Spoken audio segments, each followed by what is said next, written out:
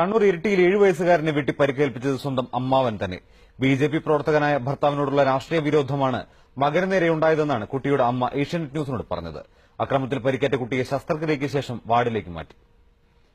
ഇന്നലെ രാത്രിയാണ് ഇരിട്ടി മുഴക്കുന്നിനടുത്ത് പാലായിൽ ബിജെപി പ്രവർത്തകനായ രാഹുലിന്റെ മകൻ 7 വയസ്സുള്ള കാർത്തികിന് വെട്ടേൽക്കുന്നത്. കൈക്ക് വെട്ടുകൊണ്ട കുട്ടിയുടൻ തലശ്ശേരി സഹകരണ ആശുപത്രിയിൽ പ്രവേശിപ്പിക്കുകയും ശസ്ത്രക്രിയയ്ക്ക് വിധേയനാക്കുകയും ചെയ്തു.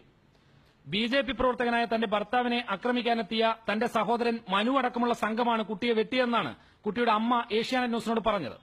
പ്രദേശത്തെ ബിജെപി പ്രവർത്തകനായ സന്തോഷിനെ ആക്രമിച്ച കേസിൽ ജയിലിലായിരുന്നു സിപിഎം പ്രവർത്തകനായ മനു. തന്നെ പോലീസിന് ഒറ്റുകൊടുത്തത് സഹോദരി രമ്യയുടെ ഭർത്താവാണെന്ന് ആരോപിച്ചായിരുന്നു വീട്ടിൽ ആക്രമണത്തിനെത്തിയത്. എന്റെ ആങ്ങളെ വെട്ടിയ മനു. പിന്നെ സന്തോഷിനെ നമ്മള് കാക്കയങ്ങാട് സന്തോഷിനെ അടിച്ച കേസിൽ ഓനിപ്പം റിമാൻഡ് ചെയ്തിപ്പോ ജാമ്യം കിട്ടി നാട്ടിൽ വന്നിട്ടേ ഉള്ളൂ.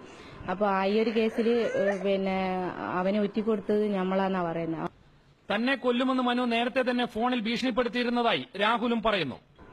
ഇന്നലെ വൈകുന്നേരം ഒരു 5:30 മണിയോടുകൂടി എന്നെ ഫോൺ ചെയ്യും. നീ എവിടെയുള്ളത്, അവിടെ വന്നിട്ട് നിന്നെ കൊല്ലാൻ വേണ്ടിയിട്ട് നമ്മൾ വന്നിട്ടുള്ളത്, നിന്റെ സ്ഥലം കണ്ട് എവിടെയാണെന്ന് നമ്മൾ പറയണമെന്ന് പറഞ്ഞു. ഇരിട്ടി പോലീസ് ആശുപത്രിയിലെത്തി രമ്യയുടെ മൊഴി രേഖപ്പെടുത്തിയിട്ടുണ്ട്. ബിജെപി നേതാക്കളായ ഒ രാജഗോപാൽ, കുമ്മനം രാജശേഖരൻ തുടങ്ങിയവരും ആശുപത്രിയിലെത്തി കുട്ടിയെ കണ്ടു.